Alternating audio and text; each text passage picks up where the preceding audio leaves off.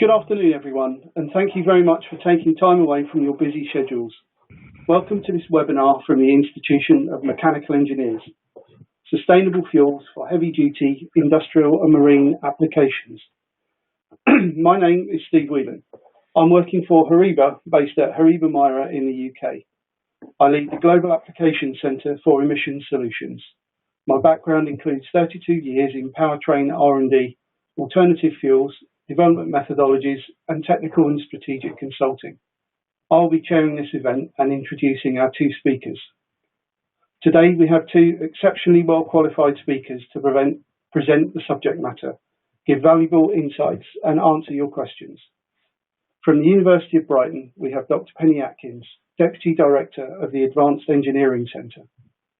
Penny has an industrial background in the automotive industry with nearly 20 years in product development, research and technology strategy, gained at Ricardo and JLR.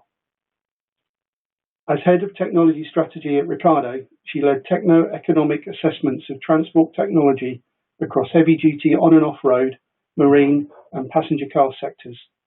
As Deputy Director of the Advanced Engineering Centre at the University of Brighton, she leads the Advanced Propulsion Centre spoke for thermal propulsion systems and thermal efficiency. Her research work focuses on clean, efficient combustion propulsion with recent work on hydrogen methane blends and ammonia fuels. From Ricardo, we have Trevor Downs, Chief Engineer and Technical Specialist in Sustainable Fuels. Trevor has 24 years experience in the automotive sector.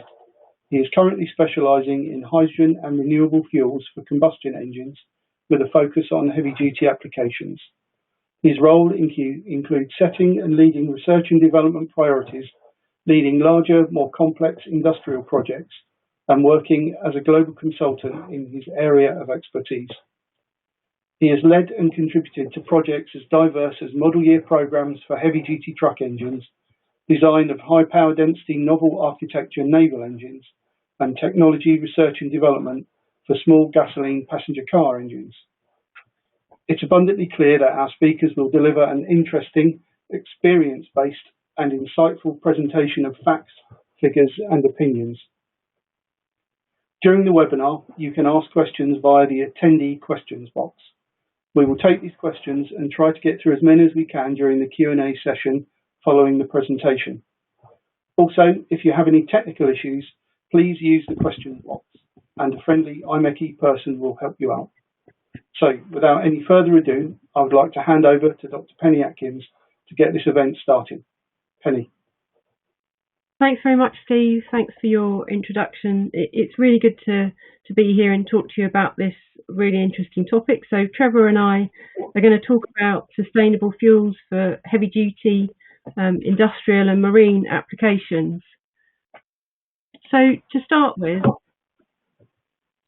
we know that we need to decarbonise by 2050. The UK's made a commitment to reach net zero in that time frame. But how quickly do we really need to decarbonise? So analysis by the Tyndall Institute shows just how quickly we need to act. So their analysis looks at carbon budgets. So it's the amount of carbon we're allowed to emit to meet the 1.5 to 2 degrees C targets to mitigate climate change. So looking at the global target, so the global carbon budget, this is represented on the slide by the whole pie. So it's around lunchtime, so I thought it would be a good time to talk about pies. So that pie is the whole global budget that we're allowed to emit to meet the 1.5 to 2 degrees C target.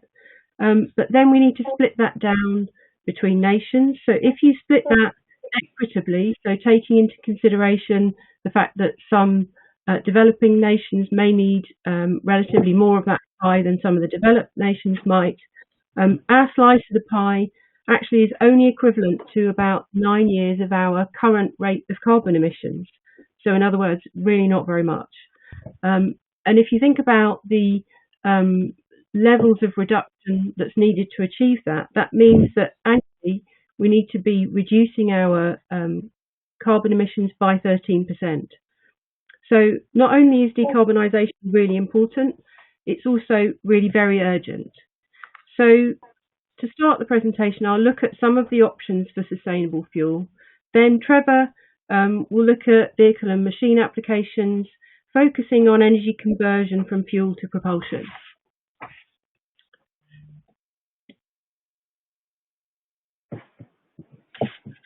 So in hard to electrify sectors like marine and industrial, sustainable fuels can offer a good route to decarbonisation. There are many pathways. This diagram is not exhaustive, it just shows some examples. So you'll see we have some feedstocks on the left-hand side, so renewable power, biomass, sugar, which then are processed to give you a range of fuels. So you can make a very wide range of fuels like those in current use, so diesel, gasoline, kerosene for aviation and methane, but also those that could be considered for future use, so ammonia, methanol or DME, OME. If you're using those fuels in a combustion engine, particularly the newer fuels, you need to consider the link between the fuel composition and the combustion efficiency and emissions, which Trevor will do later on. So, in summary, it's possible to make a really wide range of fuels.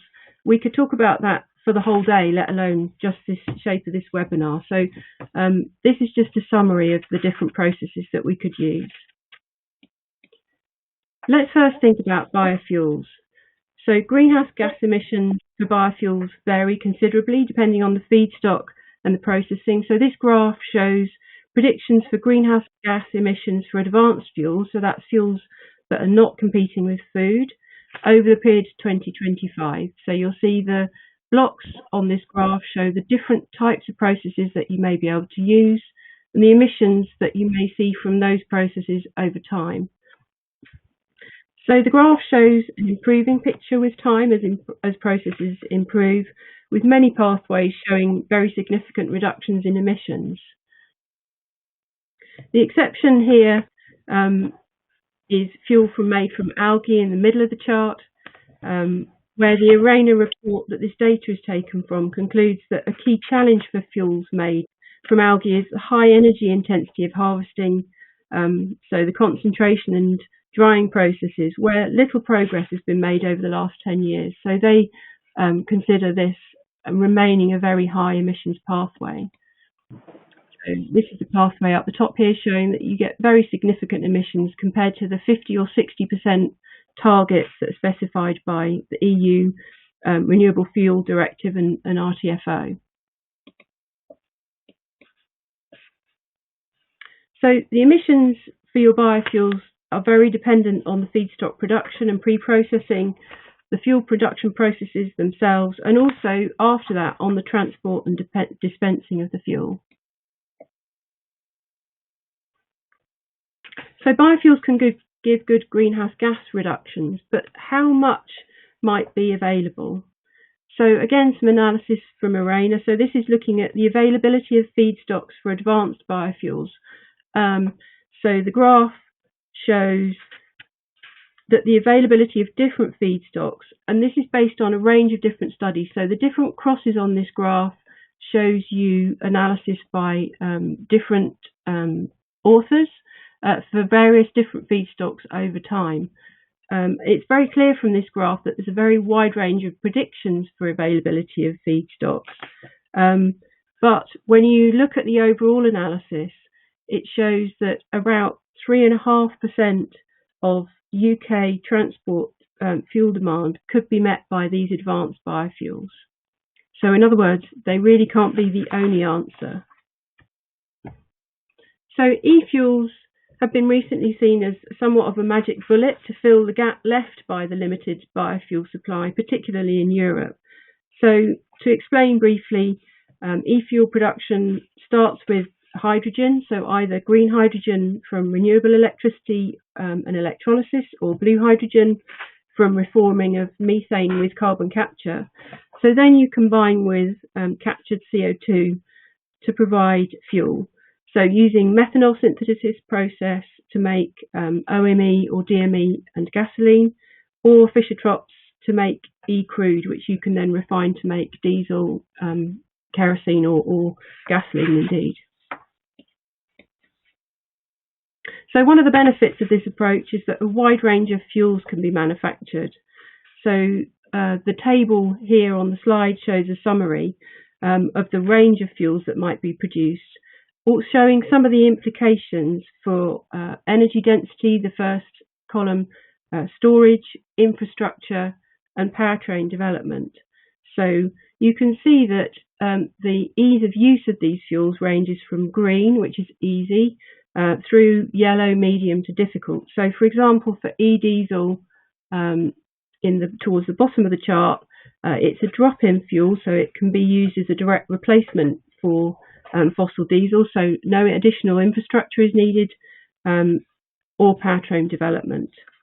Whereas if you look at e-ammonia in the middle of the chart, although storage is straightforward because much ammonia is used at the moment in agriculture, for example, the infrastructure for refueling needs development plus powertrain use. So Trevor will talk about powertrain implications in a moment.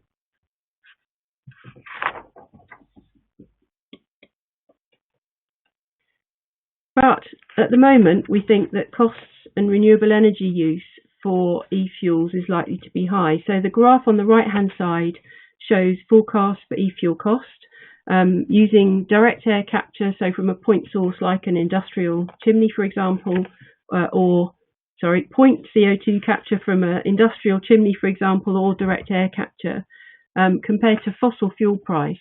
So the blue band shows price with direct air capture, the green is point air capture, and then the orange lines at the bottom are showing the range of fossil fuel prices. So the costs appear likely to remain above fossil fuel costs right up to 2050 on the right-hand side of this chart. So these costs are dominated by the renewable power use and also capital costs, of which around 50% is the electrolyzer that's needed to make the hydrogen. So a large amount of renewable power and water actually is needed. So the figure on the left-hand side from Concarway shows the amount of different resources you need to make a litre of power to liquids fuel, so for example diesel. So their analysis showed that to make 1 litre you need around 82 to 99 megajoules of renewable power. So if we think about aviation fuel, the forecast for use in 2040 is 1.4 million barrels per day at a cost of 280 billion euros to 560 billion euros if all e-fuels, so in other words, with power consumption between 1,400 and 2,100 terawatt hours of electricity. So if you compare that to the total EU generation in 2016, which was 3,000 terawatt hours, of which 50% was from sustainable sources, it's clear that a very significant investment in renewable power is needed if e-fuels are to be sustainable and to provide a significant volume of fuel. So current forecasts for e-fuel use in 2050 vary between nothing at all and 30%.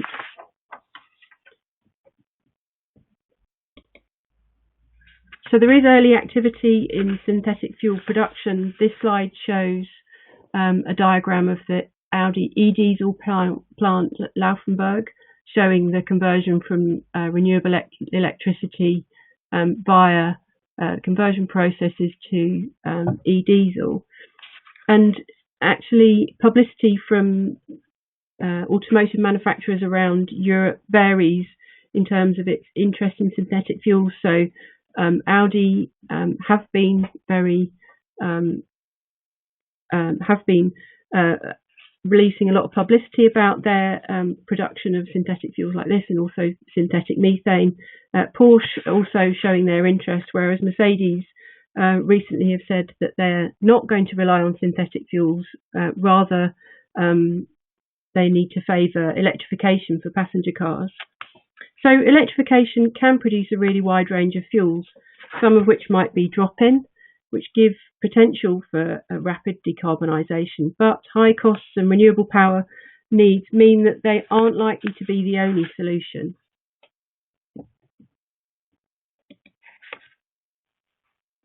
So thinking back to the pies we were talking about earlier, we need to make greenhouse gas reductions quickly So before I hand on to Trevor, I'm going to look at the decarbonisation which could be achieved with high blend renewable fuels within the UK today and in the next 5 years. So this is looking at some analysis from low CVP, now called ZEMO, on high blend biofuels. So the chart shows near-term decarbonisation options.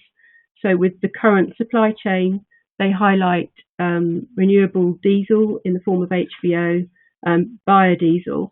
And these fuels, so this is the bottom 3 lines on the chart, compared to a fossil fuel comparator. So the green bar is the fossil fuel greenhouse gas intensity, showing nearly 80 grams of CO2 per megajoule of fuel, with the reductions that you might see with different forms of biodiesel.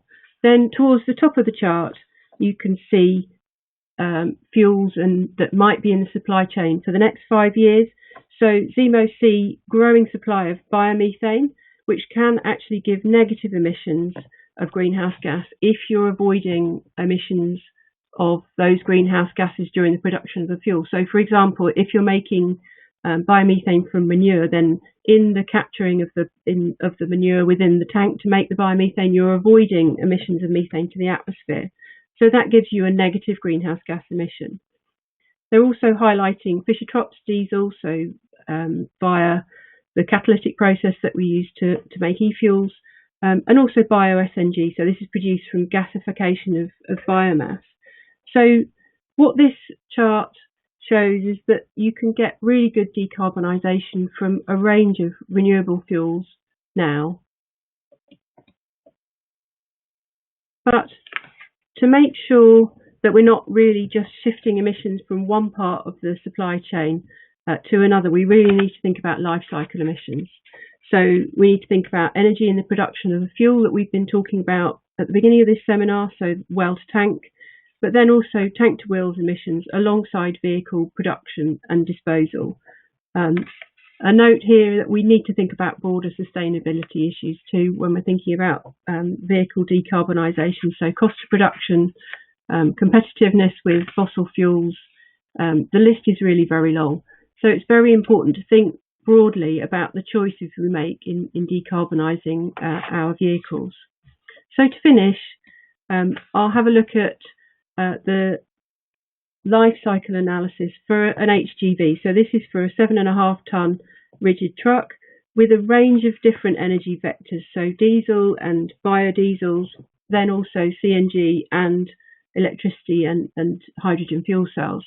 So the chart shows the life cycle CO2 emissions for an HGV, so the 7.5 tonne rigid vehicle. So the green bars on this chart is the in-use, tank to wheels.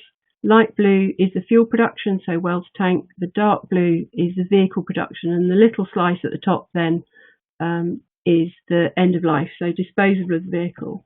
So the first 4 bars show diesel, first fossil diesel, then with B30, so 30% diesel made from biogenic waste, followed by renewable diesel and biodiesel, so FAME. So showing you can get very significant reductions. Then if you look at the next bar along, so in the centre you can see fossil natural gas, then biomethane, showing the very significant reductions in greenhouse gases you can get. So this is made from manure. Then the last 2 bars show BEV. So this is from UK electricity grid. So you'd be expecting over time for this bar to shrink as our grid decarbonises over time. The last 2 bars showing hydrogen fuel cells. So the first bar is hydrogen made from steam methane reforming with CCS, and the second bar for hydrogen, so the last bar on the right hand side, is hydrogen electrolysis from renewable power. So in other words, very low carbon hydrogen. So what this graph shows is that you can get really good reductions in life cycle greenhouse gas with sustainable liquid and gaseous fuels, which are competitive with BEV and hydrogen fuel cells. So it's really important option to consider. So I'm going to hand over to Trevor now to talk about vehicle implications and the practicalities of these fuels. Thank you, Penny, and good afternoon, everyone. So yes, so we've talked a little bit about biofuels and the feedstock limitation and e-fuels being the alternative. And I would like to kind of deal with the elephant in the room straight away and say, and deal with electrification as the other clear alternative. Because the issue with bio and e-fuels to different extents is that the process efficiency is not as efficient as electrical storage and discharge. And so the question becomes, well, why not just electrify everything? And there's a good illustration of that on this slide, which is from a Shell OVK study, which shows that the losses in the chain from kind of energy creation to release as kinetic energy are smaller and more distributed with electricity. And they're less reliant on one or two particularly influential stages in the chain, such as the fuel creation in the case of, for example, hydrogen via electrolysis and power to liquid fuels, or the chemical to kinetic energy conversion in engines and fuel cells.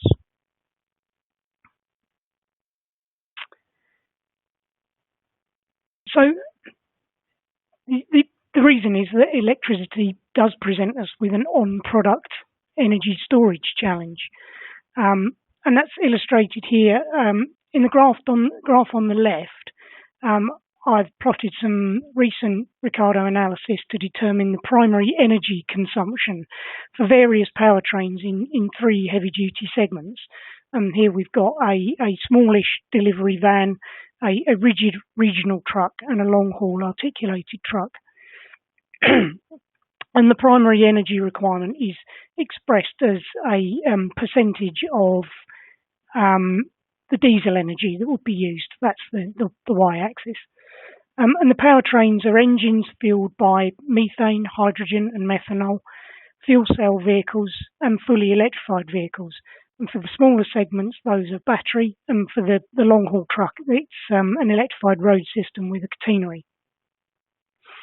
And what we see is that the electric vehicles have by far the lowest primary energy consumption compared to the chemical fuels.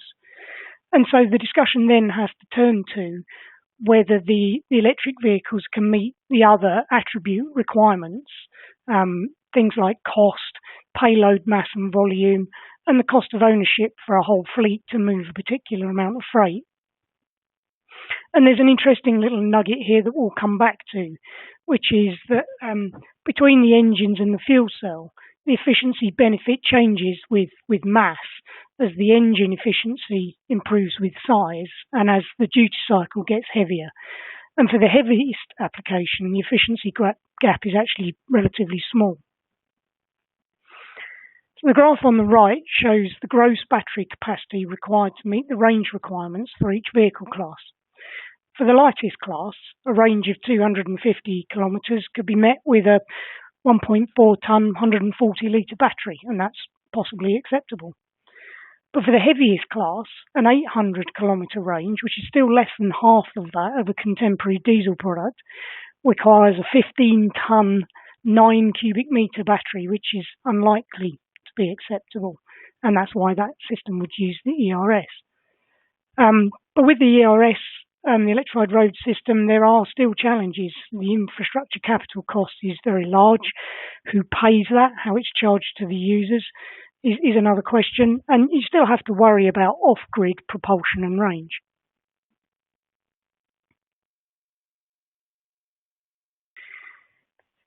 So how does that battery energy storage density compare to other chemical fuels? We do have to consider that the conversion of chemical fuels to kinetic energy is less efficient than electrical discharge and conversion. And that means we actually have to store more primary chemical energy for the same propulsion energy. And so what we've done is calculated the primary energy required, that's pre-conversion to kinetic energy, to move a ton of freight 1 kilometre for the rigid delivery truck. And that, by doing that, that allows for the conversion efficiency. And that's plotted on the graph on the right for the same ton kilometre of freight moved. And the result is that the required battery volume is over twice that of the 700 bar compressed hydrogen, which is the least dense chemical fuel storage considered here. I have to say this is an imperfect comparison because I'm comparing the battery pack and the volume of the fuel, excluding the tankage. So I'm actually gathering data at the moment so that I can do a like-for-like comparison that includes the tank system. But clearly, the tank systems are typically much less of an add-on volume to the energy storage than a battery system.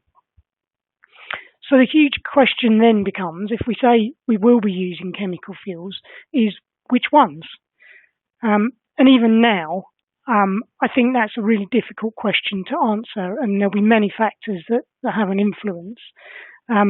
We need to consider which fuels have technology readiness across the value chain, so that's creation, infrastructure, dispensing, and the vehicles, which can be commercially feasible, which have enough sustainable feedstock to produce, and can we cope with the energy cost in terms of finance, resources, and greenhouse gas to create them.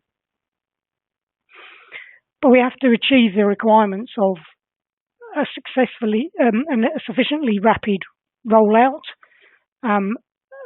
avoiding unintended greenhouse gas consequences, and thus having to move to well-to-wheels or LCA carbon accounting rather than tank-to-wheels, and serving the needs of our society. These machines and vehicles still need to do what we need them to do. And so political leadership is needed, and quickly, to consolidate all of the fragmented information and considerations and set policies that consider them so that we can make rapid progress, because as Penny pointed out, time's short. So I think that a likely outcome looks like this, is that we need advanced bio and synthetic fuels that look like existing diesel, natural gas and gasoline, and those are required to decarbonise the legacy fleet as rapidly as we can by increasing blends with fossil fuels as they ramp up. And future products, we use mass-scale sustainable fuels with lowest pathway energy and greenhouse gas impacts, the greatest cost cross-sector demand to drive the achievement of scale in the value chain, and technical and commercial maturity in production, handling, dispensing and reconversion, as well as controllable air quality emission impacts. And a key observation here from me is that there's a huge amount of momentum behind hydrogen at the moment. And the reasons for that are because it is applicable across multiple energy sectors. It is enjoying increasing political support. And those things will put that drive into the value chain. And we know that from the past, it's not always the best technical solution that becomes prevalent. You know, those of us that are old enough to remember the VHS versus Betamax video cassette debate will remember that Betamax was by far the simplest, but it didn't win the race because it wasn't the most easily applicable, because it was protected by Sony.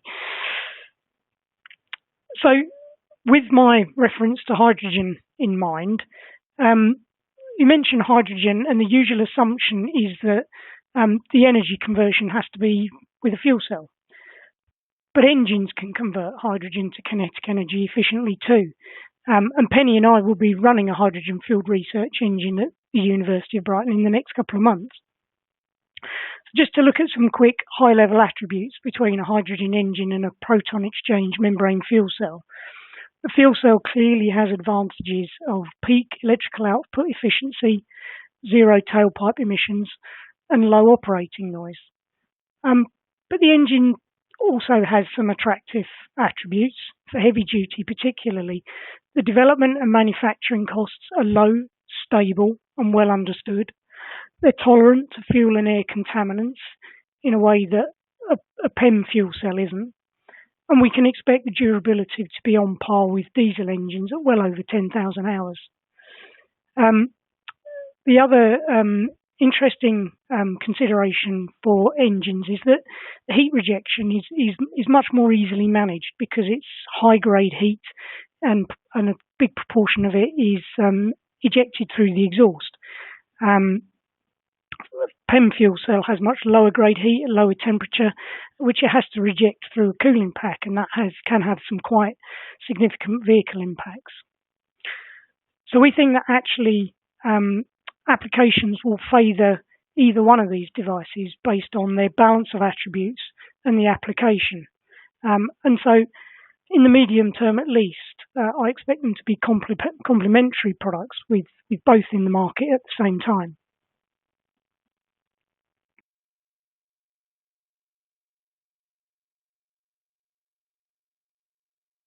So just to talk about this a little bit more, as I said, fuel cells do have the highest peak efficiency. And here I've plotted some analysis using US Department of Energy targets for second generation fuel cells, along with a Ricardo fuel cell benchmark from a few years ago. But the important thing for a vehicle or a machine is that the efficiency of traction is important. The mechanical power at the rear wheels, or for an off-highway machine, at the hydraulic pumps perhaps, and that's what's plotted on the y-axis of this graph. It's the brake thermal efficiency of kinetic work output. And so the engine only has transmission losses between its chemical energy input and its kinetic energy output. The fuel cell creates electricity, and then it has a number of electrical chain losses that fall into the chain before the kinetic energy is output. And that has quite a significant impact on the brake thermal efficiency of mechanical power. Both applications can be hybridized. Fuel cell powertrains must necessarily be, but the engine obviously can be as well to make use of regeneration energy and improve overall efficiency. So on the basis of that, engines aren't really so far adrift from fuel cells, even comparing real data now with targets, as are on this graph. And the real data for the engines that I've included here are some data from a Mercedes OM 471 13-litre truck engine benchmark, and some data that's in the public domain for a PFI hydrogen engine running moderate levels of BMEP. Actually, if we were to plot a large marine engine on here, a high load, it would be substantially more efficient.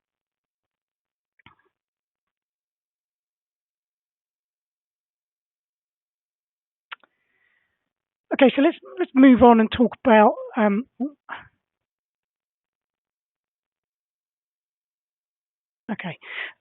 differences in. I've talked a little bit about differences in primary energy consumption for powertrains in on-highway. I'm going to talk a little bit about off-highway now. And as we said with on-highway, generally, the lighter the application, the more electrification will dominate. And with off-highway machines, it's helpful to consider them according to energy and mobility requirement.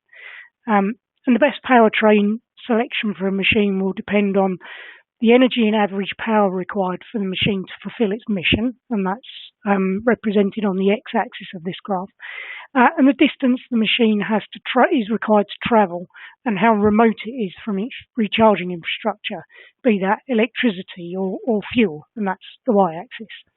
And the objectives are to minimise greenhouse gas and air quality emissions, maximise productivity, and control the product's total cost of ownership.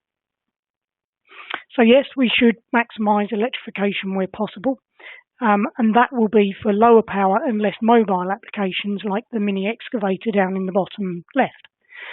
And some machines may be required to be electrified by virtue of their operating environment. For example, construction in cities with combustion engine bans. And in that case, for high power requirements, electrical tethering might be a solution, as long as the product doesn't have a really high mobility requirement and the supply is available on site. So applications that combine high power and high mobility will want the energy storage density of chemical fuels. And yes, we need to hybridize them where possible to maximize efficiency, and that works well where there's a transient duty cycle, and even better, the opportunity of recuperation energy. Although generally that's a bit harder to come by in off-highway applications because there's generally less kinetic energy to harvest and not moving as fast. As average power increases, hybridization is of less value, and especially with less transients. And the weight of the duty then tends to fall to the energy converter, be that an engine or a fuel cell. So any application with an engine, whether hybridized or not, will require sustainable fuels. And then the choice could perhaps depend on logistics. Highly remote operation is likely to favour liquids over gases because of the energy density and moving the fuel to the machine. And I'm thinking of things like logging in forestry in that case.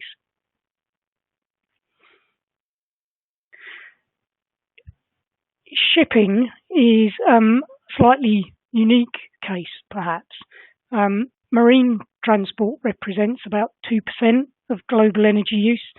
So that's 270 million tonnes of fuel used and 845 million tonnes of CO2 emitted annually.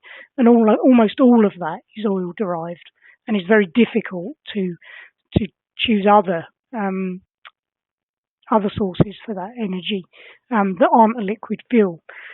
The IMO target is 50% reduction in absolute marine greenhouse gas emissions by 2050, and net zero as soon as possible this century. And in that greenhouse gas emission calculation are methane and nitrous oxide included. And as I said, it's an absolute value. So that is the value of all emissions, even accounting for a projected increase in marine freight. What's not yet clear is whether that is a well-to-wake, in this case, or a tank-to-wake basis. The ships are already really efficient freight carriers in terms of energy per tonne mile, and there are limited efficiency increase technologies that actually are workable and support the economics of shipping. And I've mentioned a couple of examples here, like wind assistance and hull air lubrication. But what's also particularly interesting about shipping is because of the commissioning, financing and build times and the length of service of ships, decarbonised fuel choices are being made now. It's really critical that shipping chooses its decarbonised fuels soon. A ship that's ordered today probably won't retire until 2050. Hydrogen and batteries may well be solutions for short range, but not for large ocean-going vessels, which make up the majority of the energy consumption. And in this area, ammonia is emerging as a popular technology, and because it's a zero-carbon fuel tank to wake, like hydrogen, those are the only two, it does mitigate the uncertainty about the basis on which the greenhouse gas reduction is being specified. And so engines and fuel cells for ammonia are under development, and we expect to see demonstrator ships within the next 4 years. And demonstrator ships are a big financial commitment. The thing that means that ammonia is more likely in shipping but less likely on land is the toxicity implications associated with ammonia, and the fact that not only is it toxic, but it's also highly mobile at standard temperature and pressure. But shipping is very familiar with ammonia. It's shipped around the world at large scale now. It's bunkered at ports, but even so, a huge increase in ammonia would be needed to fuel production, would be needed to fuel the shipping fleet.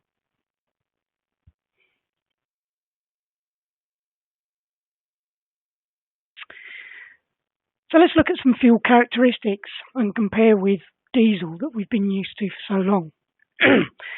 The first line of note here is the carbon content of the fuels in blue, and clearly without a move to well-to-wheel or life cycle analysis, carbon accounting, diesel and methane don't give the answer that we're looking for, and methanol is perhaps only a short-term bridge, and that does just leave hydrogen and ammonia as zero carbon fuels, and as I've already said, we don't see ammonia for use on land.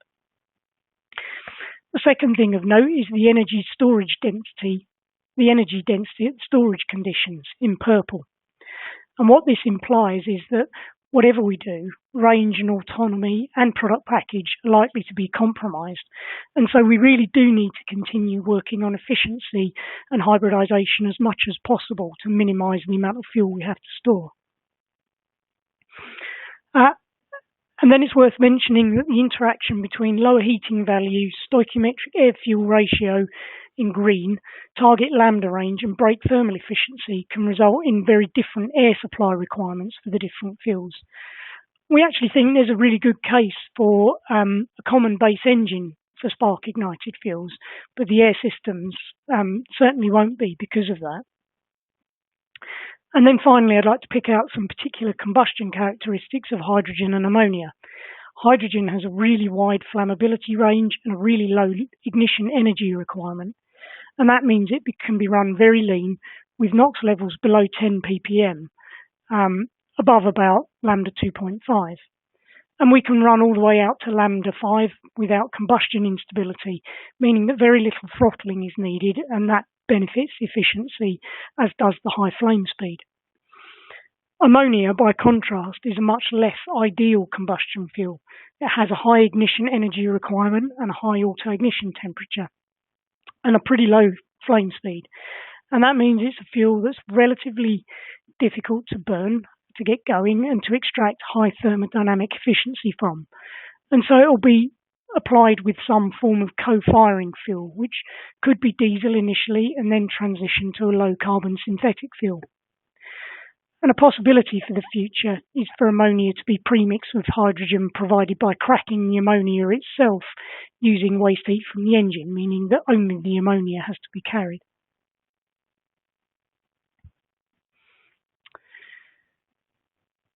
So in terms of operational strategies, there are some commonalities and differences, and this is a view for some next generation products. Methane and methanol are most likely to be operated at stoichiometric air-fuel ratio and could use simpler after-treatment as a result. Hydrogen and ammonia will run lean, and those will require active NOx after-treatment in the form of selective catalytic reduction and ammonia slip control. Injection strategy is fairly flexible. All engine types can be operated with either port or directly injected, with only methanol giving us a phase change cooling benefit to volumetric efficiency. Ammonia is most likely to be port injected to leave space for direct injection of the coal fuel, and hydrogen is most likely to be direct injected to minimise the chance of backfire given the low ignition energy. Methane and ammonia in particular will require some specific measures to deal with particular emissions challenges. For methane, that's low temperature methane slip, and that challenge requires catalyst heating or new catalyst formulations, or perhaps catalytic acceleration with a substance like ozone. And methane slip in ammonia engines may well require some rebalancing of NOx ammonia ratio from the engine to assume that the best amount of both is consumed over the SCR system. And we're also looking at a concern around nitrous oxide generation over the ammonia slip catalyst that would have quite a deleterious effect on the greenhouse gas performance, because nitrous oxide is a really potent greenhouse gas itself.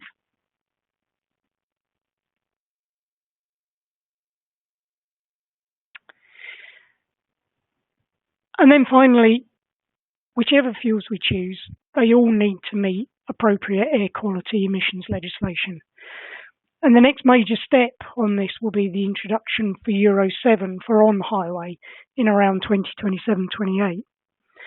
And the intention with Euro 7 is that it will build on the substantial improvements already made in real-world emissions with Euro 6 and extend it with new limits. And there's a couple of potential scenarios from public domain sources cited here. And we have to bear in mind that the US is adopting a NOx standard of 20 milligrams per brake horsepower hour from 2027 and introducing the specific light load cycle to assess low temperature emissions control. And so Europe will want to be seen to be in line with that, I think. We'll also introduce new controlled pollutants like nitrous oxide and particles down to 10 nanometers in size, and it'll be extended to cover all driving conditions over the vehicle's entire useful life. So it's intended that Euro 7 compliance is guaranteed by a combination of PEMS measurements and onboard monitoring, that it's completed in a single step, and it's the last piece of clean air legislation for on-road transport in Europe. However, further ahead, we also clearly need to define what zero impact emissions means, as this is what we'll need to achieve to continue to compete with fully electrified and fuel cell solutions. And that's a debate that's really starting to heat up now.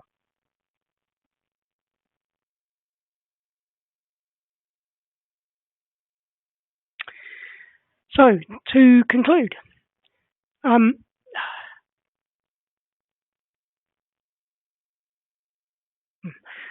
sorry, there's a bit of a lag between me pushing the button and the slide changing. So electrification is the most efficient route forward where feasible, but it does present an energy storage challenge for energy-intense applications. Sustainable chemical fuels are part of the answer, with a growing range of potential fuels, but that range is part of the challenge. Which fuels will be prevalent is a key question, and as I hope we've explained, the answer is complex and multifactorial. We think the internal combustion engine still has some positive attributes to bring in the reconversion of sustainable fuels to kinetic energy, especially when assisted by hybridization. And also, although some of the fuel characteristics are quite different, a common base engine for multiple sustainable fuels is possible. The air quality emissions challenge doesn't go away. Euro 7 is the next step we need to take, but we need to continue to turn our attention to and build a definition for zero impact to continue to be successful. And that's the end of the presentation. So I think Steve will move on and take some questions. Yeah, thank you, Trevor. Thank you, Penny. That was very, very interesting, very thorough. So we have had a big bucket of questions. We've got about 11 minutes left on the clock. So what I've done, I've been looking at the questions as they come in, and I've kind of clumped them together, so at least we can get more of these questions answered, rather than going in for specific individual ones. So there's been quite a lot of questions about efficiencies on fuel cells and engines. So regarding use of hydrogen, IC versus fuel cells, how do you see this panning out in the heavy duty sectors that we've been talking about? Can ICs become truly zero impact and achieve greater than 50% thermal efficiency, thus challenging fuel cells? I'd say, Trevor, you could probably have a stab at that one first. Yeah, I might only be able to have a stab at the bits of it I can remember. That's a long question. So if we talk about the engine versus fuel cell piece first, I think in terms of efficiency, yes, engines can achieve 50% brake thermal efficiency, And I think certainly over the next couple of years, that will become what engines on the market are doing on diesel. When we extend that to other fuels, there are likely to be some challenges depending on the fuels. Some of the more diesel-like fuels can probably achieve very similar brake thermal efficiency, but other fuels will be limited by other phenomena and mechanisms like pre-ignition and knocking that mean that you can't run them to quite as high cylinder pressures stably, and maybe that will be a touch more difficult. I think what we see, and I'm crying out for a solid back-to-back data set here, comparing a contemporary high-performance hybridized diesel engine application with a fuel cell, because I think a lot of the data that we try and aggregate is saying that at the moment, the kind of chemical to kinetic energy performance in terms of efficiency is actually not that different. So then we then turn to the other attributes, and they're the same attributes that I've reeled off earlier on in the presentation. You know, the engine isn't zero emissions, and it's relatively noisy, and the fuel cell is not proven for million-mile durability, and it's still very expensive. So even if you consider there might be a level playing field on efficiency, it's then going to be the development path that the fuel cell takes that defines whether its balance of attributes in the end is a real improvement of that of the combustion engine. Okay, yeah. So there's still a question mark over the use of fuel cells then, based on cost and durability. I think so. Yes. Yeah. I think that's a realistic point of view. You know, we haven't seen a really genuinely economic level playing field in which a fuel cell can compete yet, and part of that is down to scale. I've no doubt about that, but I'm not sure it's all down to scale right now.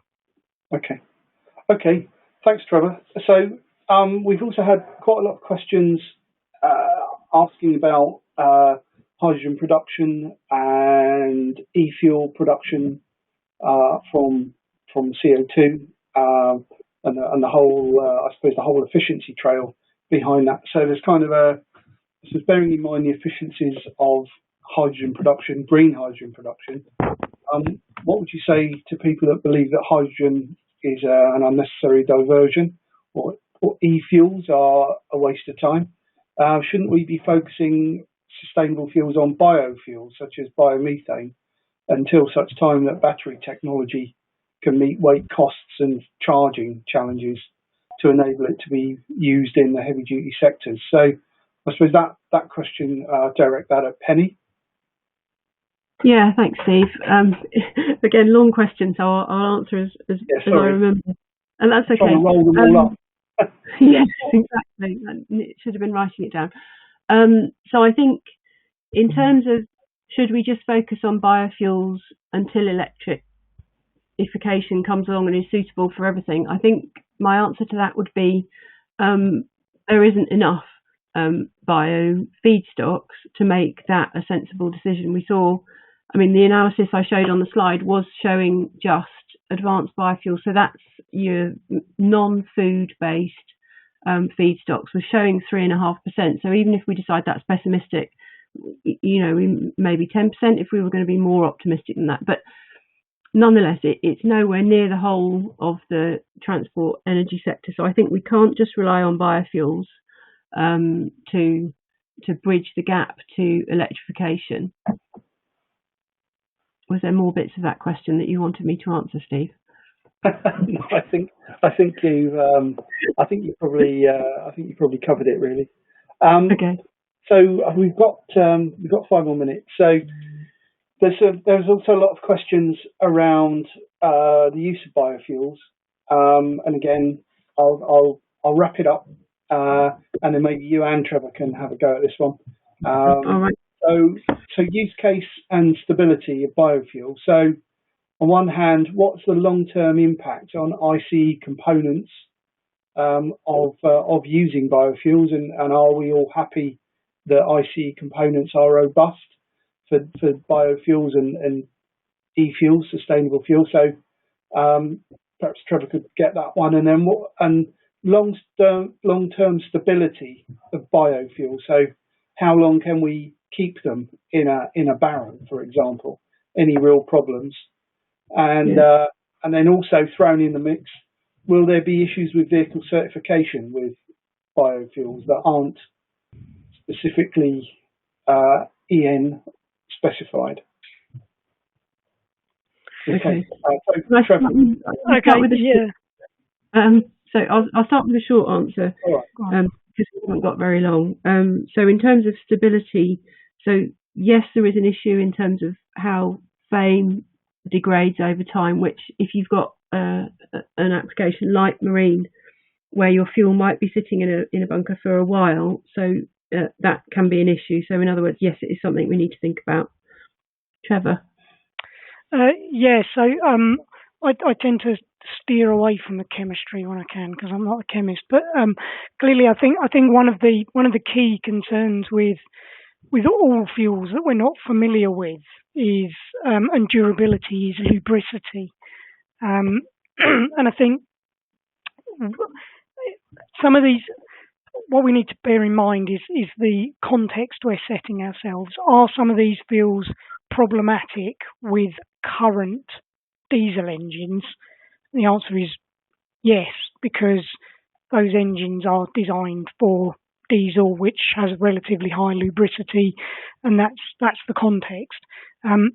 If we are optimizing devices for different fuels, then we'll choose different technical solutions, and we can expect to find answers to some of those problems. And we see that with conversions of diesel engines to natural gas. Now we choose different materials for manifolds and different materials for valve seats and other components, and we end up with solutions that are acceptable. So while we're mixing a different fuel with an existing technical solution, yes, there clearly will be some issues, but when we push ahead and optimize some of those technical solutions for the fuel of intent, then I think we can make improvements. Mm-hmm. Okay, yeah, I suppose we understand the subject matter well enough to make sure that the ICE components will be robust with the different fuel properties. Yes. That's the reason. Yeah. So just a brief comment then. So what do we think about vehicle certification and regulatory issues? Do you think that's going to be a roadblock with alternative fuels? Any comment? Or is your guess as good as mine? I think the answer is there will be issues if we have a widely varying set of characteristics for different fuels, because they'll burn differently and they'll make different emissions, and they'll be measured differently by portable emissions measuring systems, and yes, there are risks. Do I have an answer to how we deal with those risks other than by being very, very prescriptive about what the fuel specification needs to look like? I'm not sure I do. Yeah, okay, that's fine.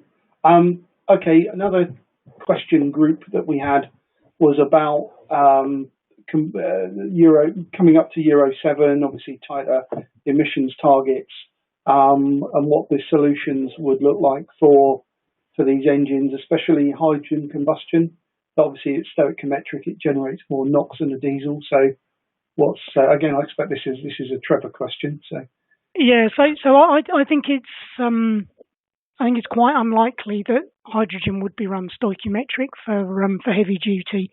And part of the reason for that is that heavy duty engines tend to be relatively slow speed and relatively high BMEP, and hydrogen is prone to combustion anomalies, pre-ignition and knock, and those get worse the richer you run. So actually, I think it's much more likely that hydrogen will run lean, and if you run it lean enough, then the NOx emissions are massively reduced. If you run above lambda 2.5, 2.8, then you will be down at single-digit ppm NOx, and perhaps the bigger challenge will be working out whether after treatment to reduce the remaining NOx works as well when the mass input of the emission is that low. For other engine types, and with Euro 7 in mind, most of the impact in the after treatment, I think, is going to go into keeping it effective over the full emission cycle. So it's going to be about moving elements closer to the engine so that they warm up more quickly, and then it's going to be about applying technologies like electrically heated catalysts and cylinder deactivation and stopping the engine during long idle periods to keep the catalysts warm so that they do what they're intended to do for more of the time. Okay, thanks, Trevor. Right, okay, so just really good question. One last question, which I thought was a really good one. Nuclear-powered ships. What do you? Okay. Quick response, and then we'll close the webinar. So, okay, Penny. Okay. So I think my answer for nuclear-powered ships, and I'm really not a nuclear engineer, I will say this right now. Obviously in use in submarines right now. I've heard it talked about for civilian ships, but the kind of discussion I've heard is that it isn't seriously being considered. But I'm really not a nuclear engineer. Yeah, I think I'm going to have a stab at that one by not answering it as an engineer. Having spent the last 60, 70 years being very, very careful about nuclear proliferation, I'm not sure that we want to open the floodgates. Yeah, exactly. On a mobile device, it can be, yeah, exactly, yeah. Yeah, apart from the cost. Okay, great. Thanks, everybody. Okay, so unfortunately, we've now run up to the end of our allotted time. We've seen some insightful material, and we've had the benefit of a great Q&A discussion. Hopefully, we've answered all the questions, or at least the question groups. I think, in summary, it's unclear how full decarbonisation of these industrial sectors will be completely achieved, but I think it's exceptionally clear that sustainable fuels will be critical to success. So I would like to thank Penny Atkins and Trevor Downs for their presentations and wisdom, and thank you to the IMechE for organising this webinar, and then finally thank you, the audience, for attending and joining in. The webinar will be made available to stream on demand. All those who have registered, you'll receive an email link within about a week. So all I need to do is say thank you, have a good day, and stay safe. Goodbye.